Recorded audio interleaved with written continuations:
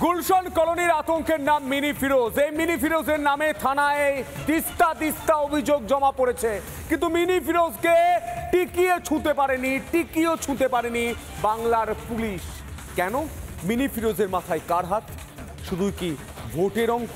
ভোটের অঙ্কর জন্য কার্যত এই গুলশান কলোনিকে তৃণমূল তৈরি করে দিয়েছে মিনি পাকিস্তান। দেখো, ধমকি দিয়েছে, হাত পার কেটে বসিয়ে দেবো রাস্তায়, ভিক মাঙ্গি। দুবার ধমকি দিয়েছে, থানার ডায়েরি দিয়েছি আমি। ক্যালকাটা গ্রেট ক্যালকাটা কিলিংস যখন 46-এ হয়েছিল, সেই ধরনের পরিস্থিতি যদি তৈরি হয়, হিউজ পপুলেশন, হিউজ মাস, কলকাতা পুলিশ কি কন্ট্রোল করতে পারবে?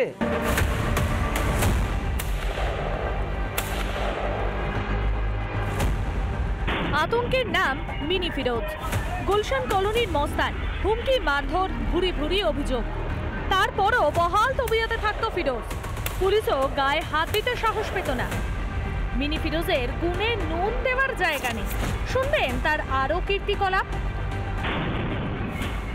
ট্রেনিং সেন্টার খুলেছে, গুন্ডাগার্দি করো, কিরকম কিভাবে ডরাবে ধমকাবে, আইন ছোট দোকান দিয়ে টাকা তুলবে, বিল্ডিং প্রমোটার দিয়ে টাকা, যা নিচে আছে তাকেই ভাড়া দিত। মিটার বন্ধ করে চুরি লেন চালাতো, 300 টাকা, সব কিছু চলছে।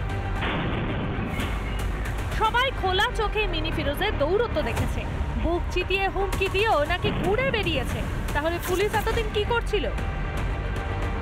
ধর্মে মুসলমান এবং মমতার ভোট ব্যাংক, সেই জন্য কোনো রকম কোনো ব্যবস্থা নেওয়া হচ্ছে না ও মিনি ফিরোজকে খুঁজে পাওয়া যাচ্ছে। লার্জার পার্সপেক্টিভে যদি আপনি আলোচনা করতে যান, তাহলে মানে কম্প্রোমাইজ পলিটিক্সটা যতদিন থাকবে ততদিন এই ধরনেরগুলো থাকবে। কারণ যিনিই ভোটে দাঁড়ান না কেন, যে রাজনৈতিক দল থেকে দাঁড়ান না কেন, তার মোটোটা হচ্ছে সে কিভাবে ভোটে জিতবে। সব উত্তর লুকিয়ে কি ভোটের রাজনীতিতে? এই গুলশান কলোনি নিয়ে কতই না অভিযোগ। অবৈধ রোহিঙ্গাদের নাকি প্রিয় ঠিকানা পূর্ব কলকাতার এই এলাকা। রোহিঙ্গা, বাংলাদেশি মুসলিম, তাদের আখড়া প্রায় 3000 ভোটার, জনসংখ্যা হচ্ছে প্রায় 2 লাখ। মানে কি ভয়ঙ্কর বোমের উপরে আমরা বসে আছি, বুঝতে পারছেন? এবং পশ্চিমবঙ্গ সরকার এই বোমকে, জনবিস্ফোরণের বোমকে সযত্নে লালন এবং পালন করছে। গুলশান কলোনির হাত ধরে কলকাতার জনবিন্যাস নাকি বদলে যাচ্ছে। এই তথ্য দিয়ে নতুন আশঙ্কা উস্কে দিলেন কেন্দ্রীয় প্রতিমন্ত্রী সুকান্ত মজুমদার।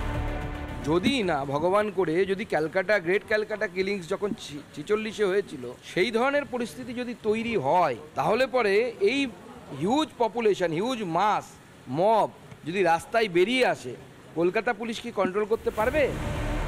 ভাবুন, ভাবা প্র্যাকটিস করুন।